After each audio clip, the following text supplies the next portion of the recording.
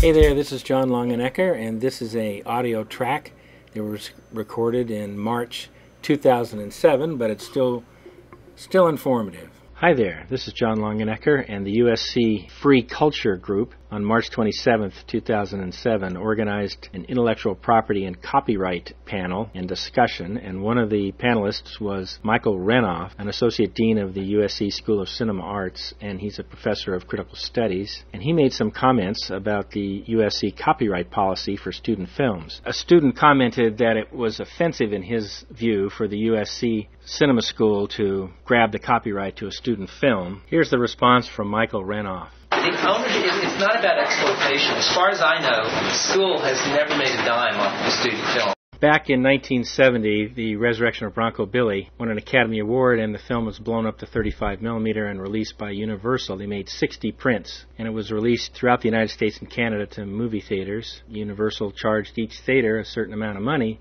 and paid USC a flat fee. That film turned out to be the most financially successful short film in the history of Universal Studios. What the school has done has been able to get films made by students into the Cannes Film Festival and Sundance Film Festival and a number of other places. Well, if the USC Office of Festivals and Distribution sends out films to film festivals and doesn't allow student filmmakers to contact festivals, find out about them, send out their films, submit them, attend the festivals, then the USC film students are missing out on new opportunities. The school ought to instead train them and provide information about how to submit films to film festivals beyond their time at USC. So that just seems like a missed opportunity for learning to me. And we do try very hard through the Office of Student Industry Relations to really help people get internships and get, their foot in the door, etc. Well, hi there. It sounds a little self-serving for USC to say that they help students get their foot in the door and get internships. That's wonderful. They can continue to do that, but they don't need to own the copyright to student films in order to accomplish that task.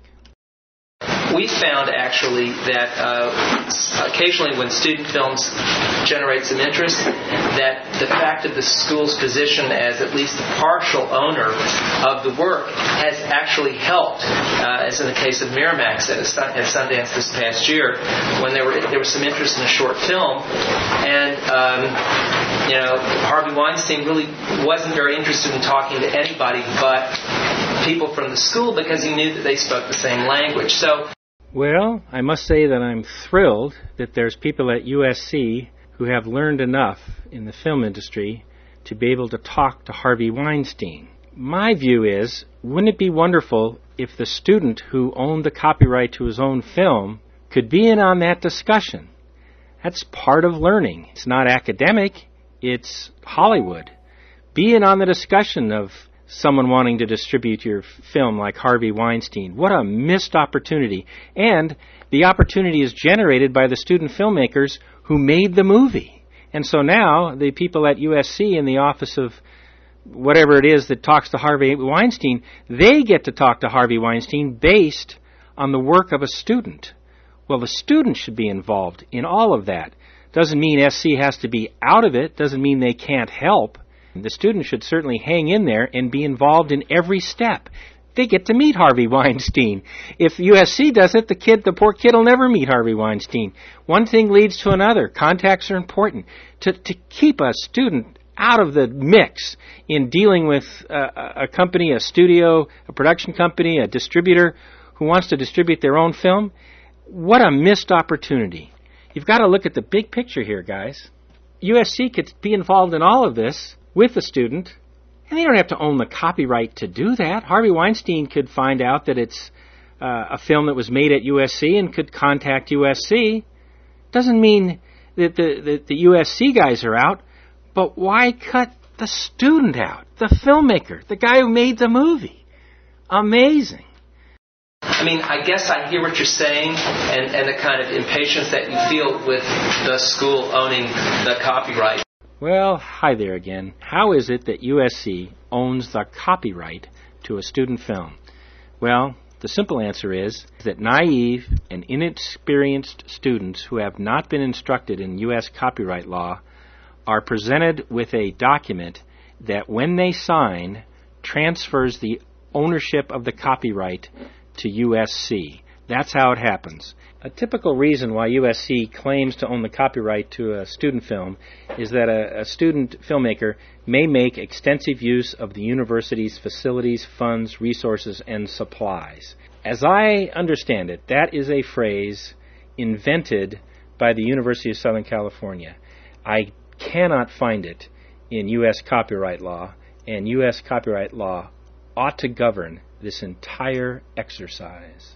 But in fact, it's really not about dollars and cents. If anything, we're there to help facilitate whatever exploitation of the work is possible. Well, here we are in 2007, and it turns out there is a great new market for short films. There's short films on international television, on the internet with advertising revenue. Netflix has a new service called Watch Now, where if you've signed up for $20 a month of Netflix, you get DVDs sent to you, but you can also have 20 hours of downloaded video into your computer. It's a perfect place for short films. There's dozens of new markets in 2007. In the days of Bronco Billy in 1970, the major market was on theatrical motion picture screens. It earned a lot of money. So there's no harm done in earning revenue from a short film.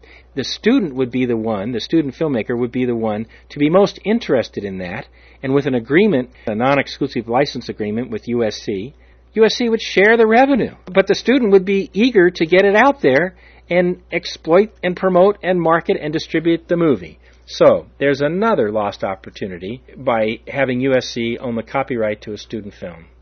And in the end, as I said, the underlying right. Michael Renoff was cut off on the audio there, but what he was saying was that there's a long-standing USC cinema policy about granting students ownership of the underlying rights. As I see it, underlying rights mean story rights, which means if you write an original story, it's an original work of authorship, and you send it off to Washington, D.C. for copyright registration, you are the author, and you're the copyright claimant, and you get a copyright registration number, and that represents the underlying work that you've created as an author.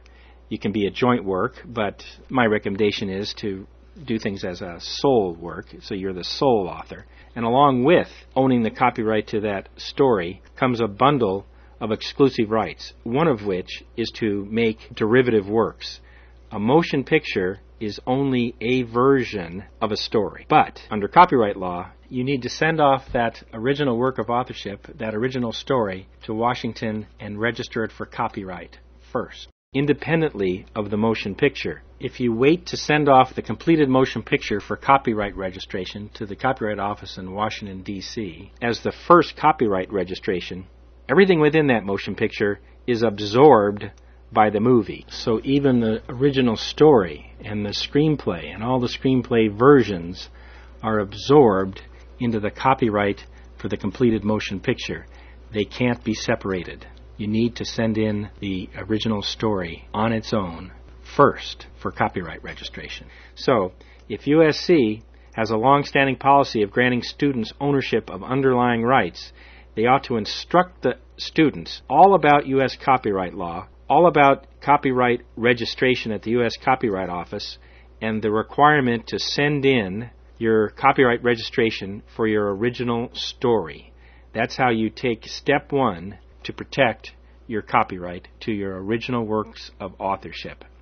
By the way, all this stuff, all this information on this website is available at the U.S. Copyright Office website. And there's links on every page of this website to the U.S. Copyright Office. That's where you can learn all about this stuff. Okay, this is John back in summer of 2008, and I realized that the copyright policy document that you're required to sign at USC is simply a copyright transfer document that you sign. You own the underlying rights, the story, treatment, or script. You have a copyright to that, and you transfer your copyright to the future short film to the University of Southern California. That's it. Stay tuned.